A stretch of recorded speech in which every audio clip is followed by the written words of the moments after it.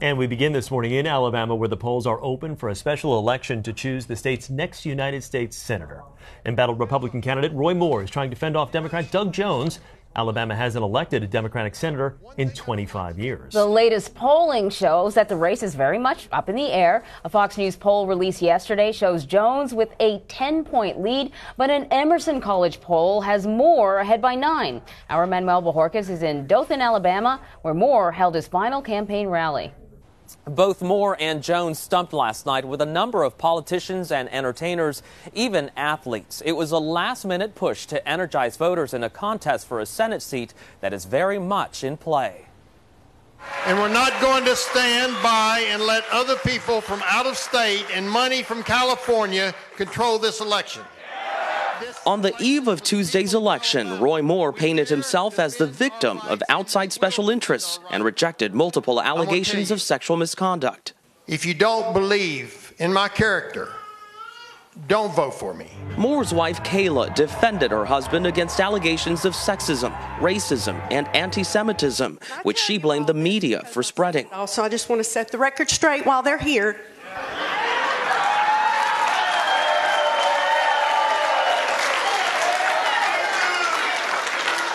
One of our attorneys is a Jew. Former White House chief strategist Steve Bannon said the race is a referendum on President Trump. This is a national election. But he also took a shot at Ivanka Trump, who recently criticized Moore, saying there's a special place in hell for people who prey on children. There's a special place in hell for Republicans who should know better. Meanwhile, in Birmingham, Moore's Democratic rival, Doug Jones, urged his supporters to get to the polls. It's just time, folks, that we say no more. And former NBA star and Alabama native Charles Barkley said Moore's politics are holding the state back. Listen, I love Alabama, but at some point we got to draw a line in the sand. So we're not a bunch of damn idiots. In a rather unusual moment at Roy Moore's rally last night, his friend Bill Sailing recalled a story from the time they both served in Vietnam. Sailing told the crowd that during their tour, he and Moore were unknowingly taken to a brothel with very young girls. He claimed when Moore realized it was a brothel, he immediately had them both leave. The polls close here tonight at 7. Anne-Marie, Chris? Manuel Bojorquez in Dothan, Alabama. Thanks a lot, Manuel. Let us bring in CBS News Chief White House correspondent Major Garrett, joining us now from the White House, the North Lawn, and we can hear the maintenance work going on in the background.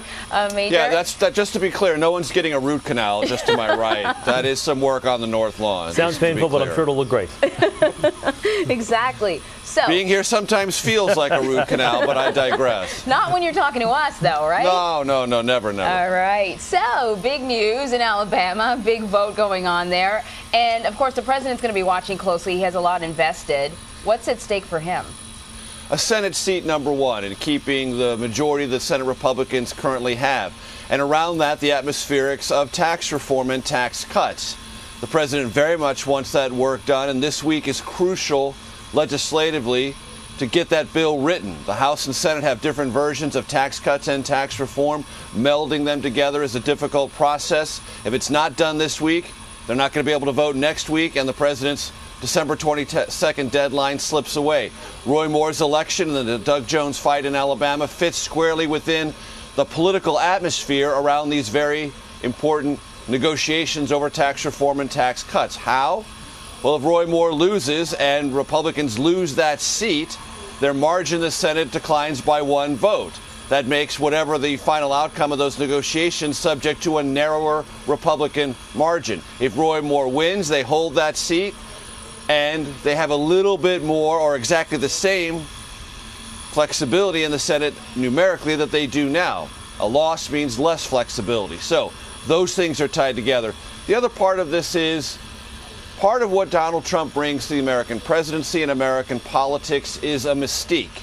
And the mystique is from the surprising election victory over Hillary Clinton and his ability, he believes, to transfer that mystique to other candidates, even candidates who have as much difficulty harnessing that mystique as Roy Moore.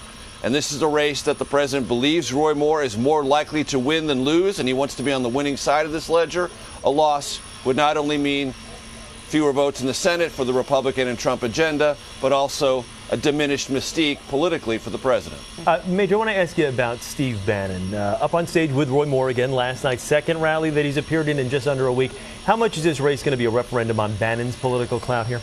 It's going to be partially a referendum on Steve Bannon. He's sort of the heat shield for Roy Moore. Roy Moore doesn't appear to want to appear in public either without Steve Bannon or his wife or both.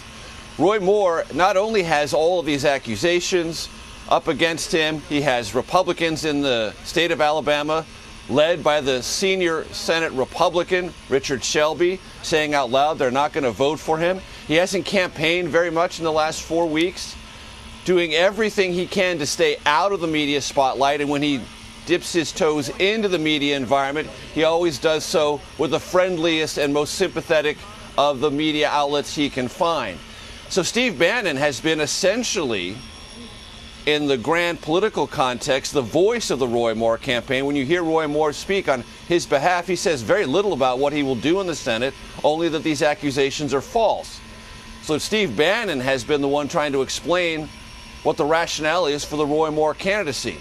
And if Roy Moore loses in a deeply conservative and decidedly pro-Trump state in 2016, then Steve Bannon will learn two things. One, his own political clout is very limited, and most of it is derived from his relationship with President Trump.